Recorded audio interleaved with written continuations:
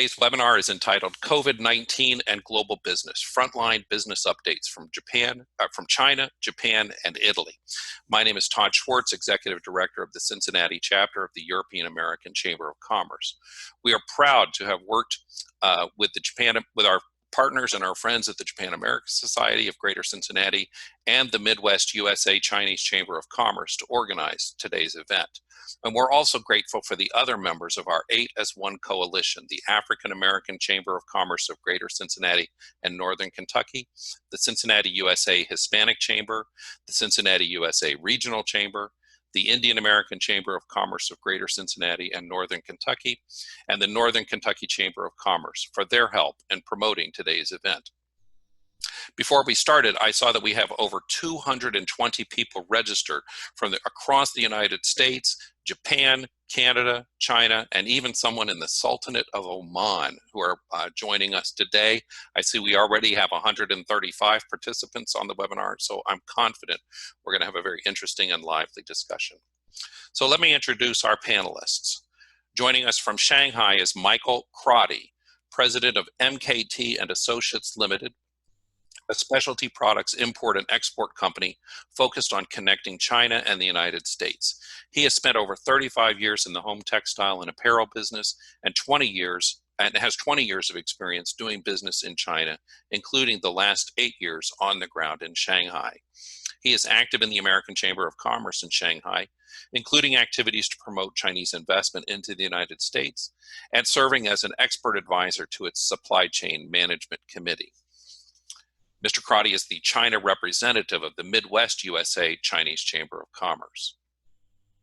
Joining us from Cincinnati is Kazuyuki Okui, Vice President of Mass Product Development at Kao USA, a Japanese-owned cosmetics manufacturer. He joined Kao in 1992 and has been involved in numerous business development projects in China and across Asia, as well as in Brazil and Russia. He holds a Master of Science degree in Chemical Engineering from Hsinchu University. In addition to his leadership role at Kao USA, Mr. Okui serves as board president of the Tri-State International Educational Fund, a nonprofit association that supports the local Japanese language school of Greater Cincinnati. And finally, joining us from his home in Union, Kentucky, is Greg Schulte, president of Bonfilioli USA, a company based in Bologna, Italy, and a leading manufacturer and distributor of gear motors, drive systems, and planetary gearboxes for industrial processes, automation, mobile machinery, and renewable energy applications. Greg has been with Bonfilioli since 2002, starting as sales manager of the Mobile Solutions Division in North America and rising to the role of president 6 years later. Under his leadership, Bonfilioli USA has become the best performing facility within the Bonfilioli Group worldwide. Greg is very active with industry associations as well as with a range of nonprofits, including his support to the European American Chamber of Commerce. Before we begin, let me make clear, this event is not offering legal advice or medical advice. We're certainly not offering political commentary, nor are we here to offer specific guidance for your business or organization to deal with the challenges COVID-19 is presenting. Today's event is primarily an opportunity for you to hear how other individuals and organizations are doing their best to maintain an even keel and to move forward in this challenging time. So here's how we will proceed. I'll ask each speaker in turn to briefly tell his story about the challenges that he and his company are facing and the steps they are taking to address those challenges. As I said, you are invited to submit your questions and comments as we go using that Q&A button at the bottom of your screen. Our speakers will see those.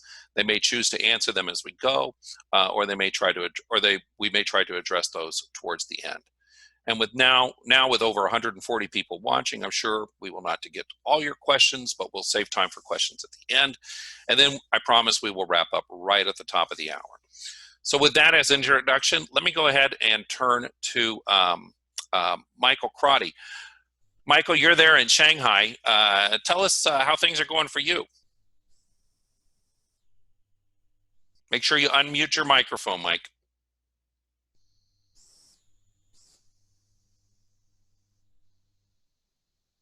Okay. There you go. Okay. Well, first of all, Thank you, Todd, for being the moderator of this webinar.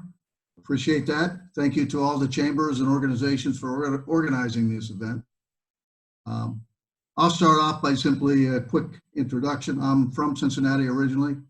I have been in China doing business here for about 20 years. I've been living here for the last 8 years. So how has life changed in the last 2 months? First of all, we have blue skies now. So that's a good start.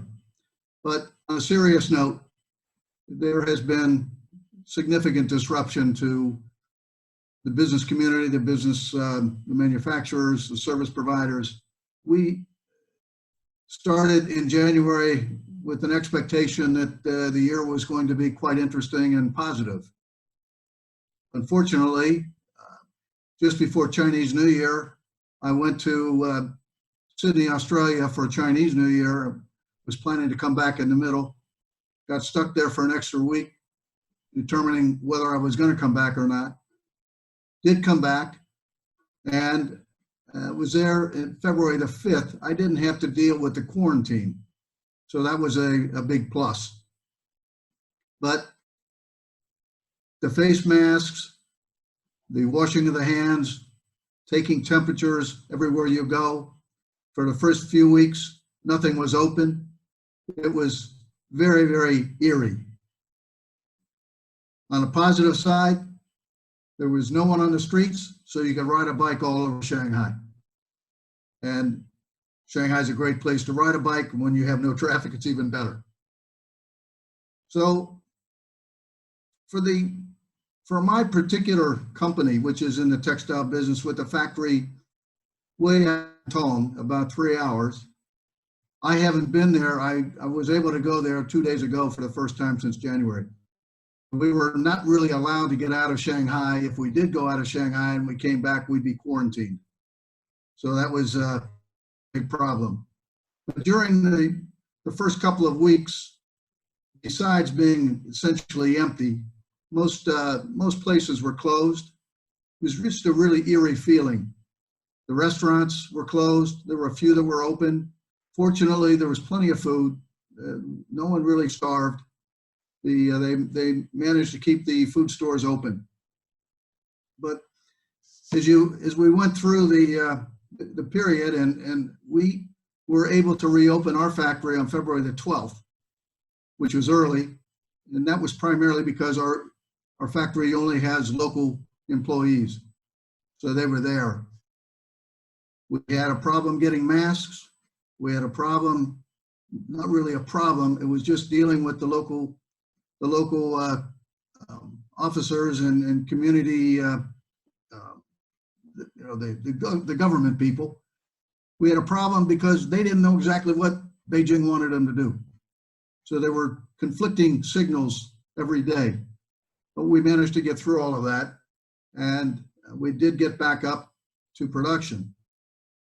So fast forward, now it's expanding throughout the world, including, of course, the US. And what's happened? No stores are open. Nobody's buying curtains. Nobody's buying many things except for necessities. So our business has suffered drastically from that. So we have found ourselves transitioning into making face masks. So we're doing 3-ply masks. We're doing KN95 masks. And we seem to have been able to get some business from that. But everyone in the business of supplying the retailers in the US is devastated right now over here because the orders are just dried up. So those are I guess the most significant issues that we've had to deal with since this whole pandemic began. Thank you. Michael, you mentioned the impact on your business and also on your ability to get around town. Would you say that it's fair to say, as some of the media here is reporting, that the situation in China is on an upward trend? That the situation, I mean, it looks like the worst has passed. Is that fair to say? From from the virus standpoint, we turned the corner, no question. And it's just the fact that it has rapidly expanded throughout the world, and it's just since we're so tied into the U.S. market, actually the global market, it is without these orders, it's really made a significant impact. But the virus itself, the city is back to life. The traffic's almost the same as it was. Stores are open, not all of them, but most of them. So you feel pretty normal, except you still have to wear a mask and you still have your temperature taken almost everywhere you go. And Mike, just one other question. Somebody has, Carl Satterwhite has submitted here. What is the media in China reporting about the pandemic in the United States and globally? I mean, are you hearing this? What are they saying about how it's impacting the global economy and particularly in the United States? Good morning, Carl. The media here is, let's just put it this way. What I read is Shanghai Daily and China Daily. And it clearly is commenting on how this thing has it really impacted not just China, but also certainly the rest of the world. And I think they're trying to be upbeat as best they can, but it's very difficult to be upbeat when you see all your factories having great difficulties in maintaining their business. So it's I won't say it's an it's not, there's no real, there's some anti-Americanism taking place at the moment. Not really anti-Americanism, but mostly foreigners. And I haven't experienced any of that, but I've heard some stories from some friends. And it may, as the impact continues to grow, it may become a little bit more difficult for us to be around. Fair enough. Okay, I'm gonna move on. I'm gonna make sure that we have time for each of our speakers to offer their comments, and then we'll come back and do some of the questions and answers. Just a reminder, any point you have a question or a comment, please use that Q&A box to submit that. Now we're going to turn to Greg Schulte. Greg, you know, we're hearing the horror stories that are coming out of Italy, and particularly the Lombardy province. Tell us a little bit about what you're hearing from your home office, as well as how things are impacting your operations here in the United States.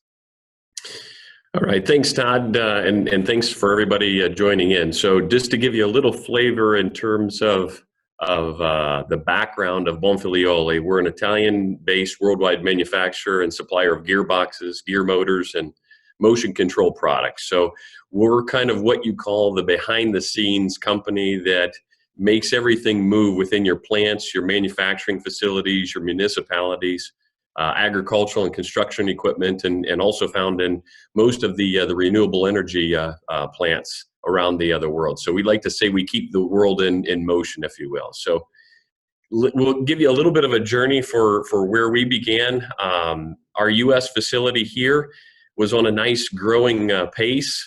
We just completed a factory expansion here in Hebron, Kentucky, and then we went from 80,000 square feet to 150,000 square feet.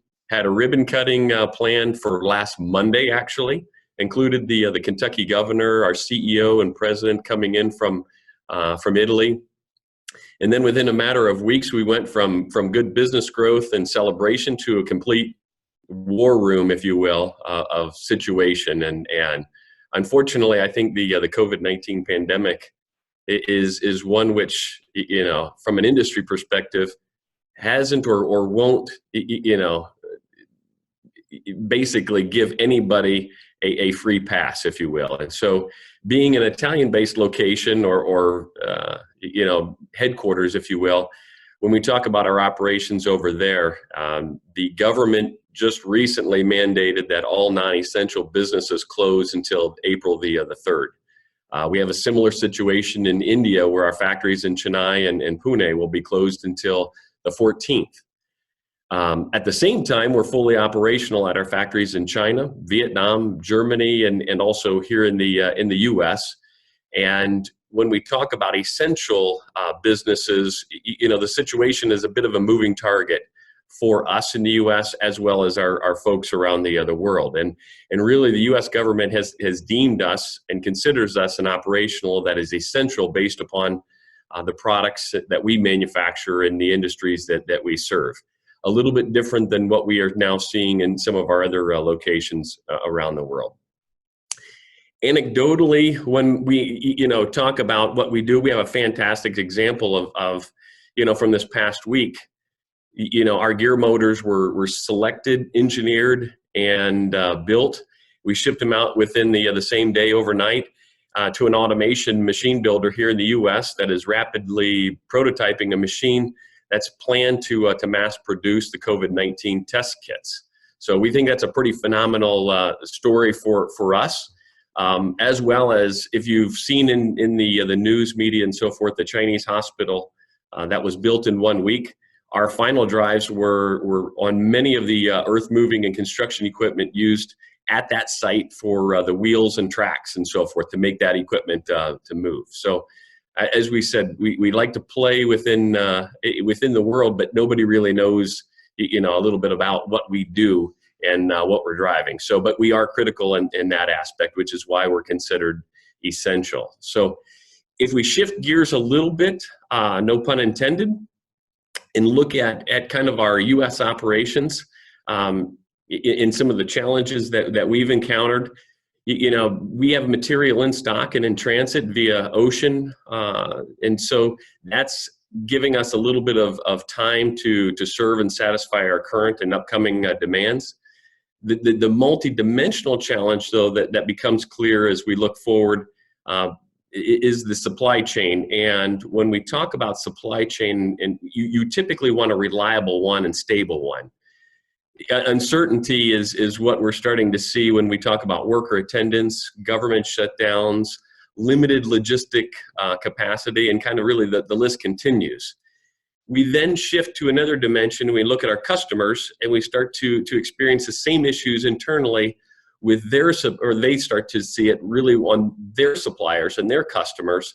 So ultimately it impacts our demand as well. So this kind of gives us a potential for positive and negative piece, so that we have some of them looking at us and saying, okay, how fast can we pull material in to get it in our facilities?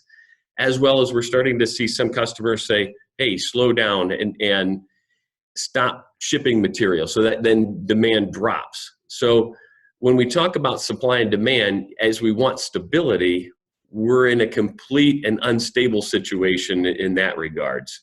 And so then we talk about supply chain being a super critical aspect for us and for everyone involved. So getting into operationally, what we've started to do is bring everybody together, sales team, operations, and look at what is pertinent, what our customers are doing, and then making adjustments on the fly as we see that happen, and making crucial decisions quickly in order to make sure our supply chain as well as our financial stability for the future perspective is stable. When we talk about people, if I've got the time here, I'll talk about our people aspect.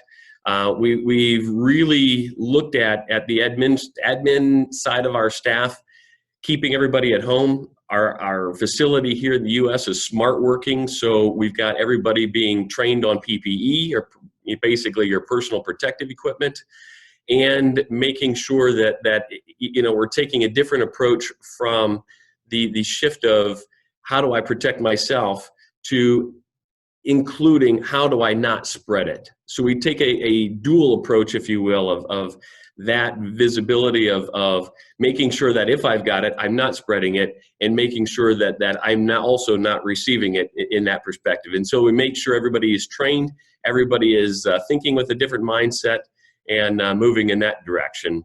And then when we talk about the Bonfilioli family perspective, we also launched last year a situation where globally we use WhatsApp So we connect live between us here and also all of our facilities and our branch managers and so forth.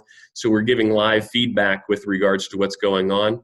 Locally, though, what we've done is we launched Workplace by Facebook last year.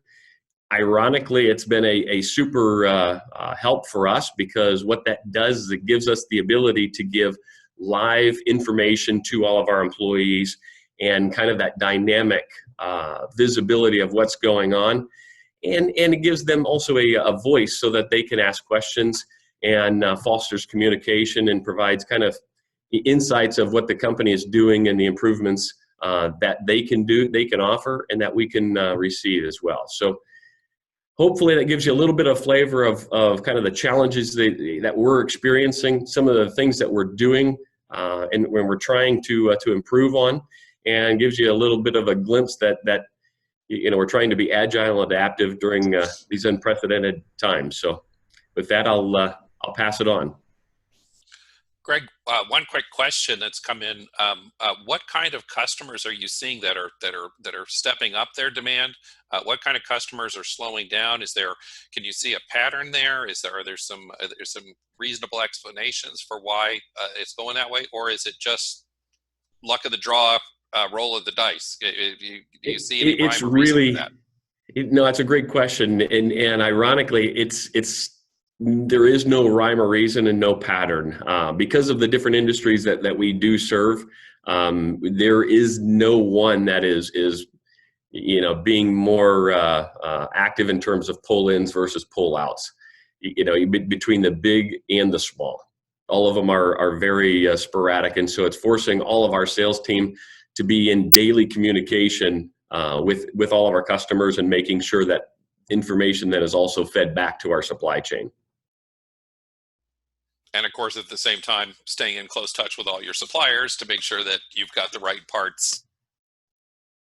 Yep, exactly.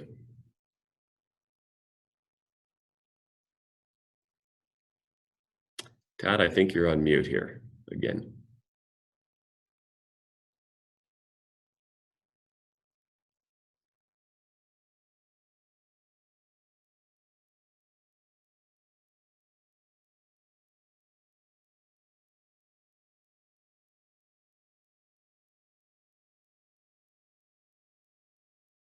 Don't forget to unmute your microphone.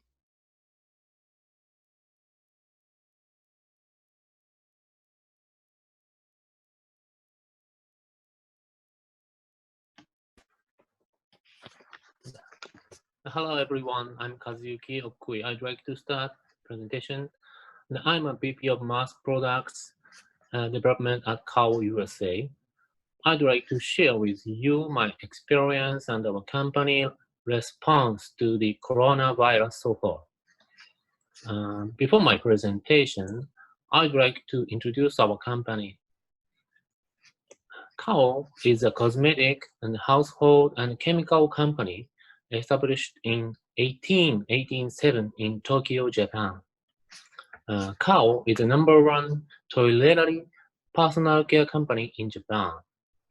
Now, Kao are fully producing hand washes, disinfectant lotions, gels, and sprays, bleaches to meet social needs in Japan. We think it's our responsibility. In here, Kao acquired Andrew Jergens' company in 1988, and then it becomes a subsidiary company as Kao USA. We have launched the personal care here, like Jergens, Biore, John Frieda, Ban, and many brands. Today, I have 4 topics about our measures to fight coronavirus as requested as Japan-America Society. 1, salary. 2, transportation. 3, the relationship between our governments. And 4 is the work from home situations. I will share you one by one. 1, the salaries. So far, there is no change. Payments, including overtime payments for the factory workers, will continue as usual. Kao in Japan too. Then transportation, Kao following both governments' orders, no more, not less. So the transportation between Japan and the USA was not restricted until last Saturday. Now, Japan and the USA have limited transportation, stopped issuing visa, and a requirement of 2 weeks self-quarantine period. Kao and Kao USA support expatriates in Asia, the USA, and the EU. It's not for only Japanese. The company will pay for flight fare and initial accommodation costs for the expatriates and their families who would like to back to their mother country. I went business trip to Japan from February 20th to March 4th. While I stayed in Japan, all of my colleagues work from home except factory and sales and R&D from March 2nd. So while I stay in Japan, many events was canceled, concert and music event or many events. Finally, the Olympic is postponed. After I went, I voluntarily did 2 weeks self-quarantine at home after back to Cincinnati on March 4th.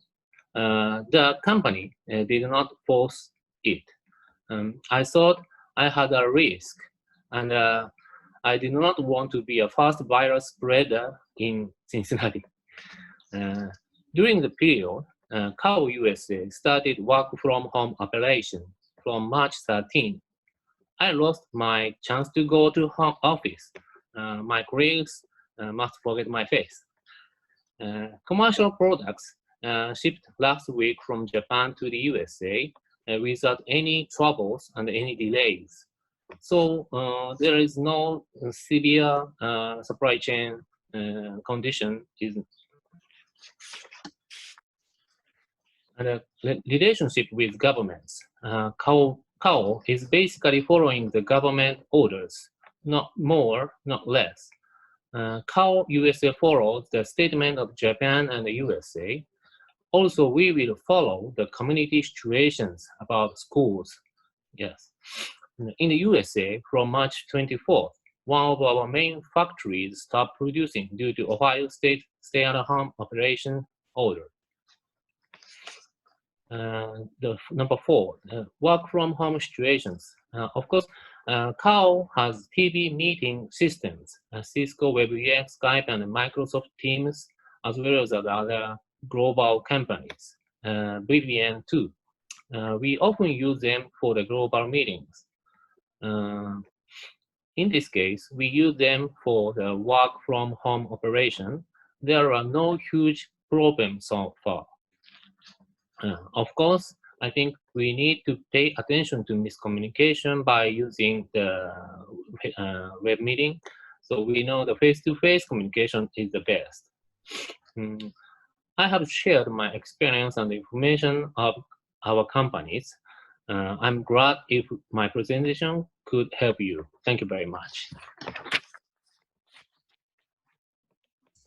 Excellent. Thank you so much, Kazuyuki. That's very interesting, particularly to hear about your personal experience. And I just wanted to ask a little bit more about that. Was it particularly frustrating for you not to be able to get back to your office? Did you find that it impacted your productivity? Or because Kao already had some of these teleworking facilities in place, did you feel as if you were able to step back into your workplace largely as normal? I feel much better. I'm muted. No, you're okay. Okay. We hear you. Okay. So it's bit of some small trouble. We need to see actual products and feel the formula at the laboratory. So we cannot do that. So it some affect to our business progress during development. But other conceptual work or some the sales plan can be discussed through the web meeting. So it's 50% of my stress coming from the WebEx meeting. Not so many. Well, that sounds about right. So I think that kind of finishes the formal presentations, and so now I thought we would do some Q&A. Just a reminder again for our audience, if you have questions for or comments, your own reactions, your own thoughts about how things are progressing with the current crisis, you can use that Q&A box to submit those now. I wanted to, another question comes in about products moving in. I mean, there's advice about how long the COVID-19 virus will survive on different surfaces, on plastics, metals, cardboard, so forth and so on. And I think especially for Michael and for Greg, you know, as you get products in, as you get materials in from some of these regions, I mean, is that a concern for you? Or are you taking steps to protect your employees with the materials that you may be receiving from areas that are hard hit by the pandemic? Michael, let me go to you first on that. Well, everything that comes, I mean, first of all, we have most of the workers, or all the workers, have the masks.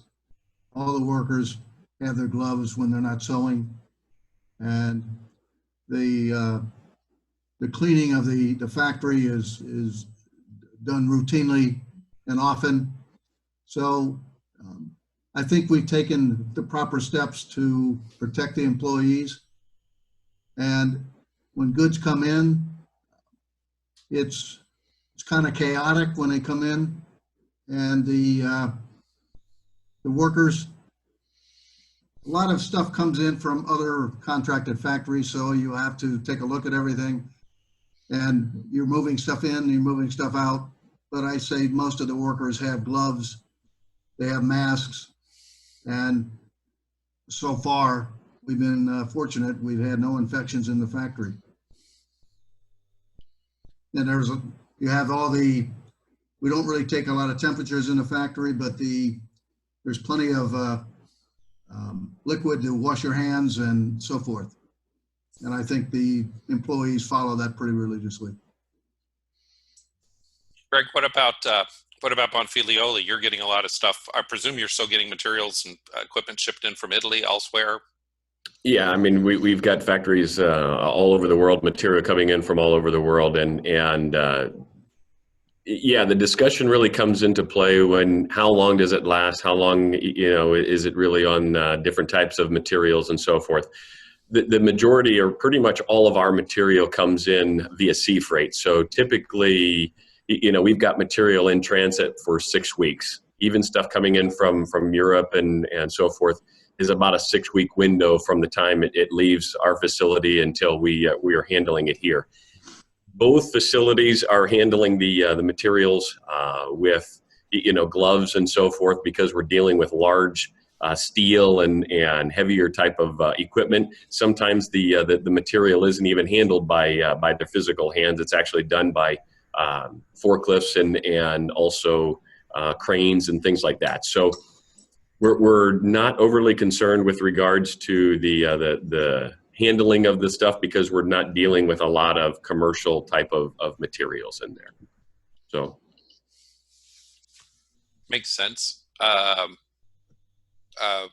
Kazuyuki, I know you're not necessarily on the production side, but I mean, do you know about any protections that take place in your operations here in the Cincinnati region in particular?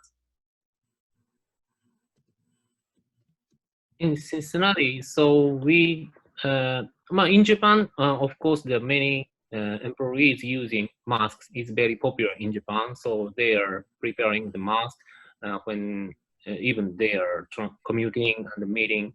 And in Cincinnati, mask is not so common for here, but we take some disinfectant gels at the floor and using it after go to toilet or something. And of course, the factory is more take care of using the disinfectant spray and washing hands. We are producing the hand washes, so we use our products at the factory. Yeah.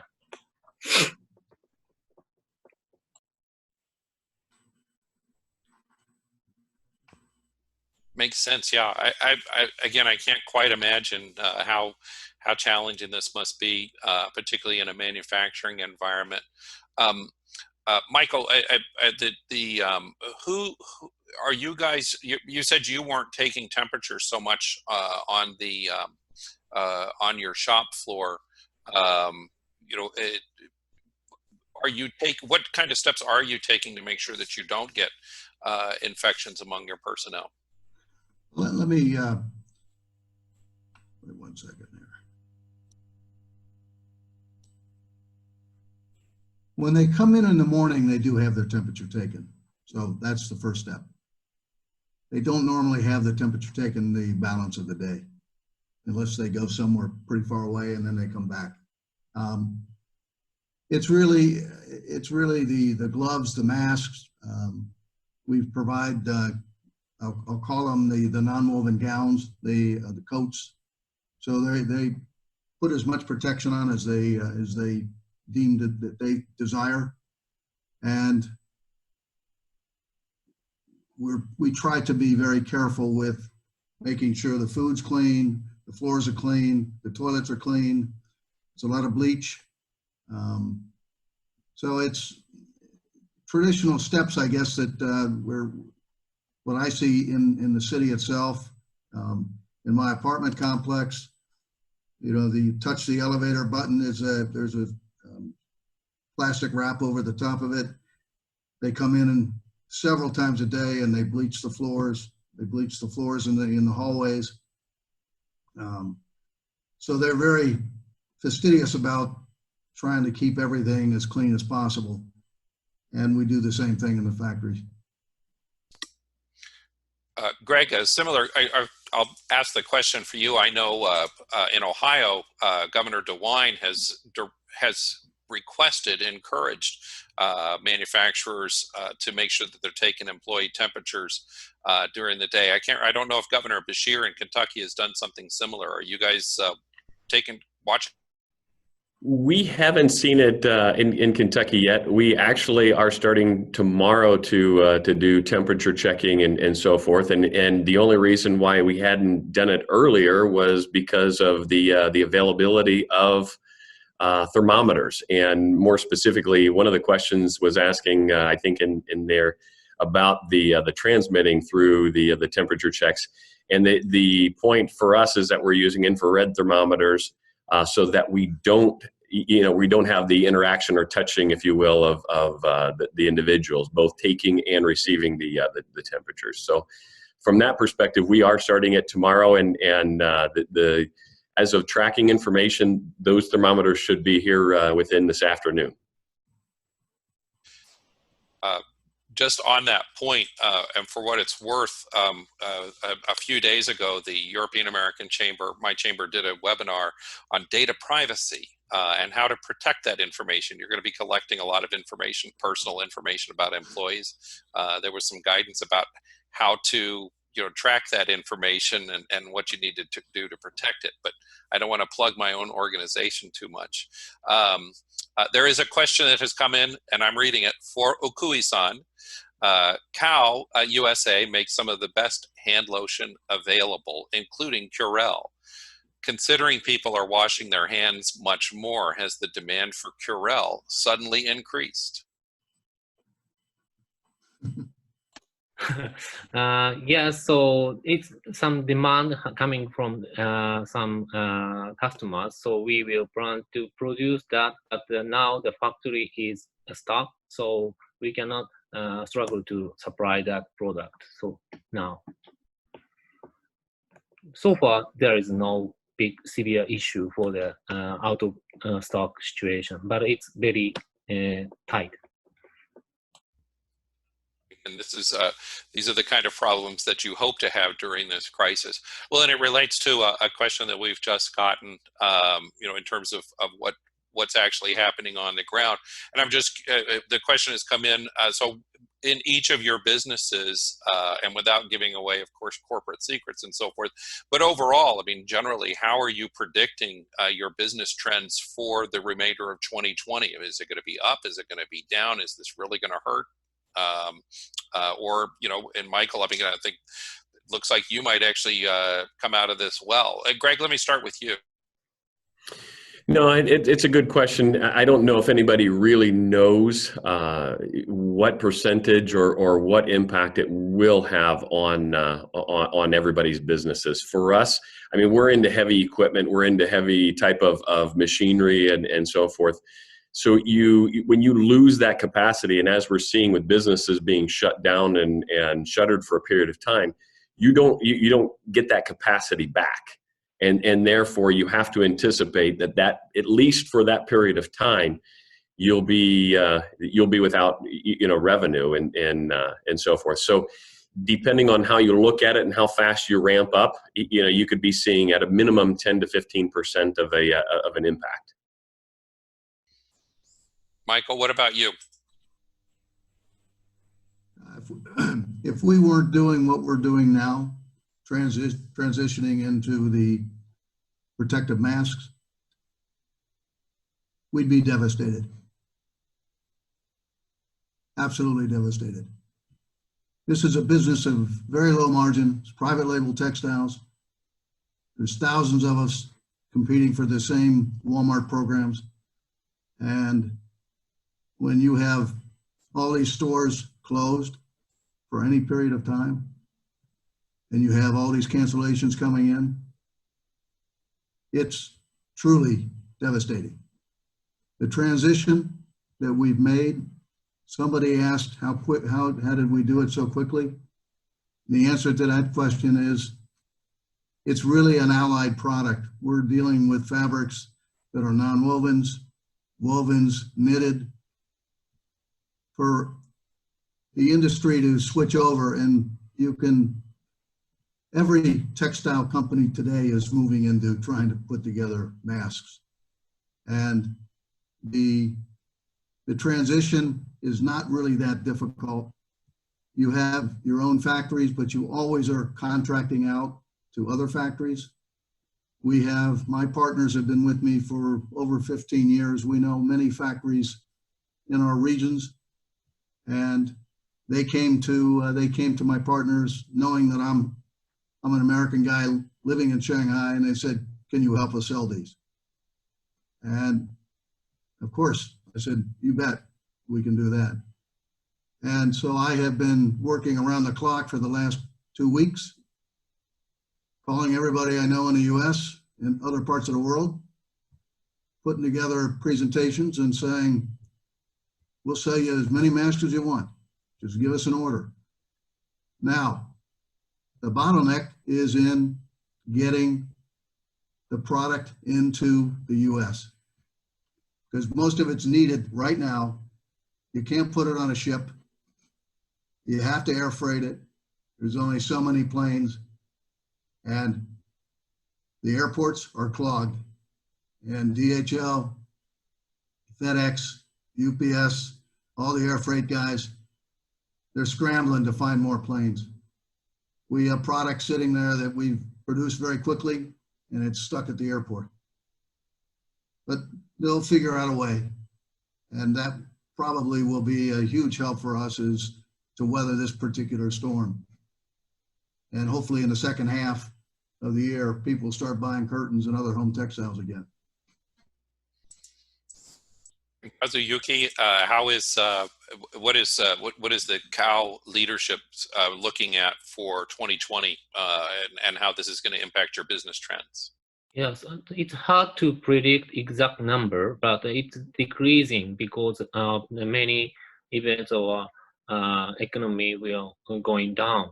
But some category is increasing demands, like hand wash, sanitizing products, or wipe or bleaches. But other products decrease. So the total we will totally final in 2020 will be decrease sales amount.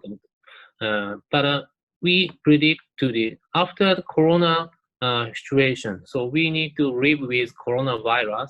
So we need to propose some new products for fight to corona in their usual lives. So more easy to use, more less harmful washing. So we need to start development for the future products for fight to corona.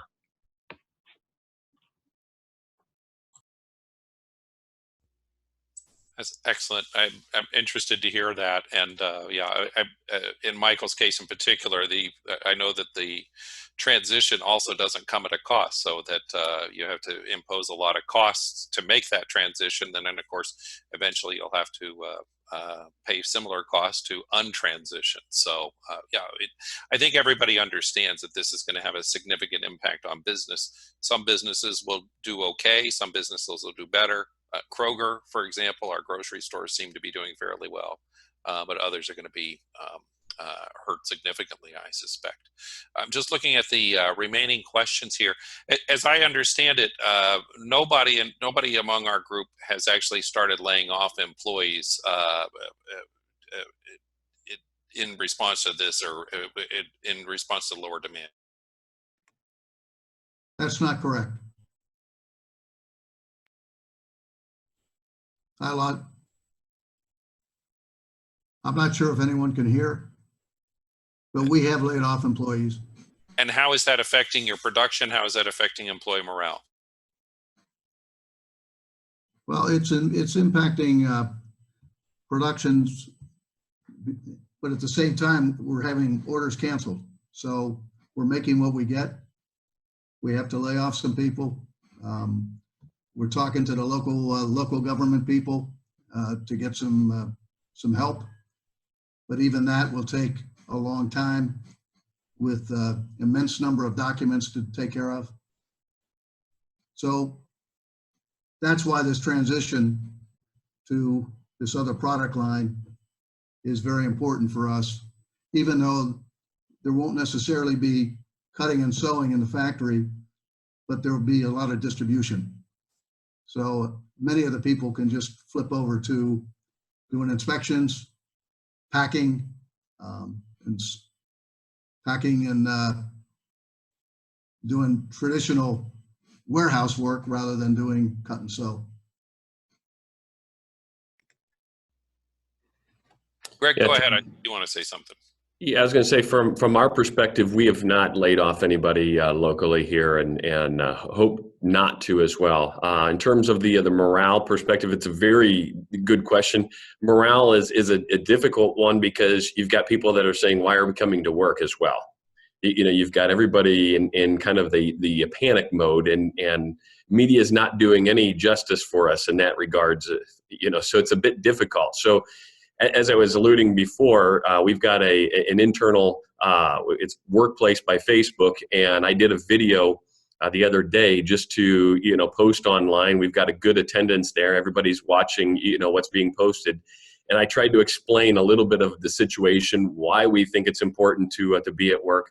Remembering also the people that don't have that choice of coming to work. For example, the restaurants, the bars, and the nail salons, hair salons, things of that nature. So we need to be also mindful of that, and also aware that we're trying to do from a PPE standpoint, safety, hygiene, everything, that we're making the effort so that, in fact, in some cases, being at work is probably safer than being outside of work.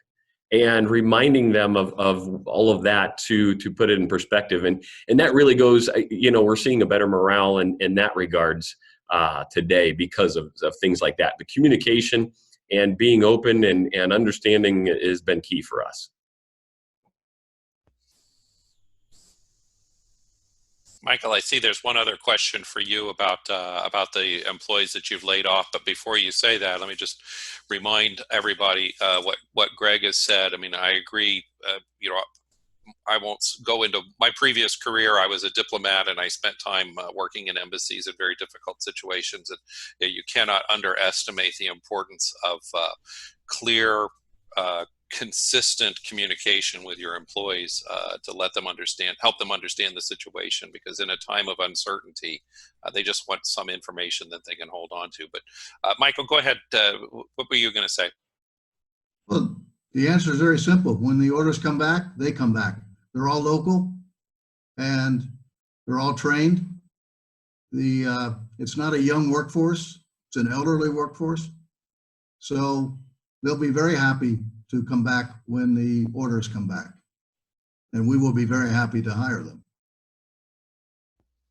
And Michael, one other question two folks have now asked, and I don't know whether you would know this, but given the fact that there's a shortage of transport capacity, do you know if there's been offers or discussions about using military aircraft, whether the U.S. Air Force or other military, to move a product from China to the United States? Do you know of any discussions along those lines? I do not. I'm not close enough to that particular situation. I like the idea because I think it's important that all of these masks get to the hospitals, the clinics, the factories, everywhere they need to be. And having them hung up, sitting on the floor at PVG or Shanghai Airport, it's too bad. We've got to figure out a way to overcome this bottleneck. So I think as a diplomat should be preaching that to the people in Washington. The European American Chamber of Commerce is very non-political, non-partisan. We stay out of that. We're just about helping businesses do business. So, gentlemen, we're close to the top of the hour. Let me just ask if any of you want to make kind of just a final comment before I wrap up here. And if you don't want to, just wave at me. I can see you. So.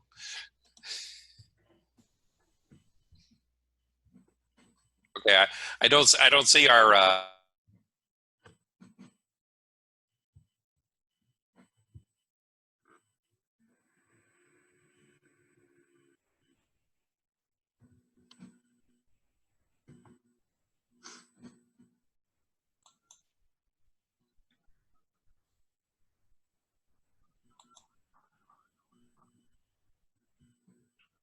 As I explained to the three of you when we originally organized this event, you know, our hope is to just create an opportunity for companies to hear that, you know, all is not lost. This is not a complete disaster, and by you know, by working hard, by staying focused, you know, our companies and our organizations can survive challenges that are difficult like this. So with that, I just want to say that concludes today's webinar entitled COVID-19 and Global Business, Frontline Business Updates from China, Japan, and Italy. Thanks to our panelists, Michael Crotty, Kazuyuki Okui, and Greg Schulte for sharing their experience and their insight. And thanks to all of you for joining in today's discussion. And of course, a special word of thanks to my counterparts, Leo Chan with the Midwest USA Chinese Chamber of Commerce, and Ann Golden with the Japan America Society of Greater Cincinnati for their help in developing today's program, as well as our partners in the 8 as 1 Collaborative. We will be posting this video to the EACC's YouTube channel soon, and we will send a link to everyone who registered so that you can watch again or share it with your friends and colleagues. Thanks again for joining us. Stay well, stay healthy, go wash your hands. Thanks again. Thank you. Thank you. Bye-bye. Thank you. Thank you.